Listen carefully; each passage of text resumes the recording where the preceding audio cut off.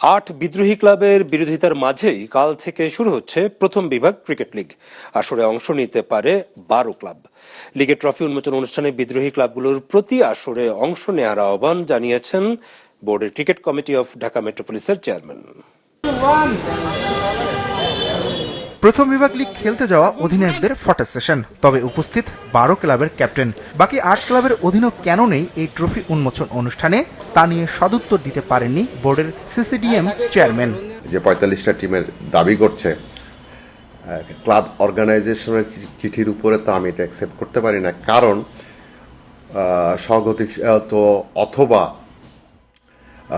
বিসিবির কোনো অ্যাফিলিয়েশন তাদের সাথে নাই, তো আমি এটার উপরে তো রিস্ক নিতে পারবো না, যার জন্য 20টা টিম নেই ফিক্সচার ছেড়ে। আমাদের সিসিডিএম এর বাইলজ অনুযায়ী বা প্লেইং কন্ডিশন অনুযায়ী যে কটা টিম খেলবে না বা পার্টিসিপেট করবে, তা আলটিমেটলি পরের ডিভিশনে নেমে যাবে, রেলিগেটেড হয়ে যাবে, এটাই হলো নিয়ম।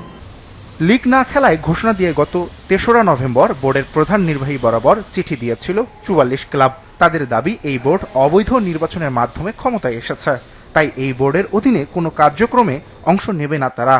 এমনকি লিগ শুরু হওয়ার আগের দিনেও নিজেদের সিদ্ধান্তে অটল থাকার কথা জানিয়েছে বিদ্রোহী ক্লাবগুলো। সঠিক কোনো সিদ্ধান্ত নেওয়ার ক্ষেত্রেও তারা কিন্তু অনেক সমস্যায় পড়ে।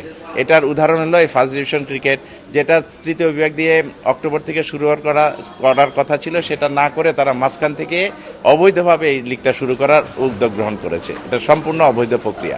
8টি ক্লাব খেলবে না এখানে, তো 8টি ক্লাব না খেললে একটি লিগ কিভাবে সম্ভব সম্পূর্ণ করা সম্ভব, এটা আমাদের মাথায় কিছু ঢুকছে না। এবং এই যে নামিয়ে দেওয়ার প্রশ্নটা তুলছে, এটা সম্ভব নাকি, এটা ওদেরকে জিজ্ঞেস করেন যে এটা কিভাবে সম্ভব। সূচি অনুযায়ী রোববার 5 ভেন্যুতে হওয়ার কথা প্রথম বিভাগ ক্রিকেট লিগ, তবে বিদ্রোহী ক্লাবগুলো তাদের বিরোধিতার সিদ্ধান্তে অটল থাকায় খেলা হতে পারে শুধু মিরপুরে পুলিশ দল ও ওল্ডিও এইচএস এবং সিলিকন মাঠে, লালমাটিয়া ও ধানমন্ডি ক্রিকেট ক্লাবের মধ্যে।